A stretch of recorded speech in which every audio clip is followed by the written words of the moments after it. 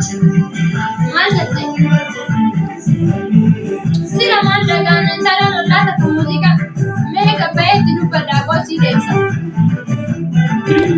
Maal beeka silaanin maraatee saafkanii guyyaa muuziqaa irrii bal'ina dhoggitee.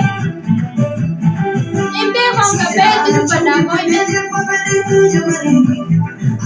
Maal beekamti sitaa yaadattee ba'aa jettee saafuma dabaree qajeelfama akkanii guyyaa irraa jiru. Jaartiin harrii umrii kanaan maraatee na fakkaatu.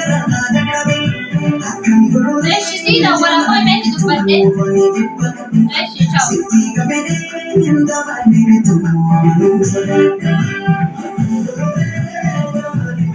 Maal fayyada sida kan punya musika. Itan kadida. Apa musika na rajo berarti jadi mana? Harga di punya kan musika na beranta. Apa tu cuma kana na cerita kau berbagi jadi mana? Demi mana tu? Yo berbagi jadi mana? Oh beri tangan di musika harga di punya mana beranta. Ani mana kira fatih kalau cerah, makanya kira fatih kalau cerah musika benar ni iya wani jika juru beriti ya tapi di mana kita demi sama aja curhat. Ramu indah deh sama makan kiaja ada di musika na rajo. Ani yo berbagi jadi mana tu yo berbagi jadi mana di mana ya? Kira fatih kalau cerah kira fatih kalau. Abba mana tertentu aduh beri tangan musika mana ke fatih. Tisi tak berani ya ada tio di kamu juga kan. Yo inafte benar tu kak. Yo inafte benar tu kak. Musika na beri Yo inafte semua kifir baru berbagi. itu ya ada cantik. Lah ani semua kifir baru berbagi. Yo berbagi benar tu musika benar tu fatih.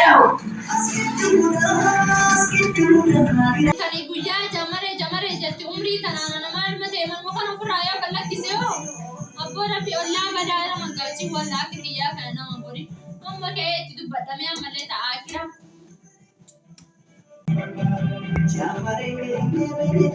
Gadiidha!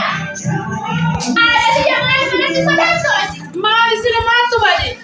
Warraan tokko rafuu hin dandeenye sababa geggeettee adeemtanii guyyaa muuziqaa maal dhaggeeffatu? Maal yaadati sila maal rakkoo qabate waan biraa natti qabdamu maal yeroo hunda kanatti dhufteetini muuziqaa cufi maalii ta'inaan jettuuf rakkoo biraa na qabda? Ani rakkoo takkaallee sitti hin qabu. Muuziqaa halkanii guyyaa wanni jettee maqaa mataan dhukkubsiin halkanii guyyaadhaan. Yoo barbaadde anis mana kana kireeffadhee galaatis kireeffattee galta yoo barbaadde deemiiti banadhu deemii banadhu yoo barbaadde. Dhabee jira. Deemii banadhu yoo barbaadde malee yeroo hundi muuziqaa narraa cufi maalii sinarra yoo barbaadde banadhu Muuziqaa akka biyyaa beekumsa maadhaa yaa kanaan itti deemii yoo barbaadde muuziqaa banadhu anis kireeffadhee galaatis kireeffattee Akkuma galta. malee iyyuu siimee mana kanarraa si baasuu danda'a. Na baasisi deemi. Fidi abbaa manaa sunuudhaan akka ta'uudha. Ani abbaa manaa sitti beeba. Muuziqaa yoo barbaadde bareedduu sitti beera ani abbaa manaa. Bineensitoonni muuziqaa mataan garagalchitee akkanii guyyaa. Ani muuziqaa banadhee mana kana kireeffadhee galuu jira. Narraan keessa galaan jiru muuziqaa banadhee sammuu fi firii fuudhan. Maa bantanaan jedhu.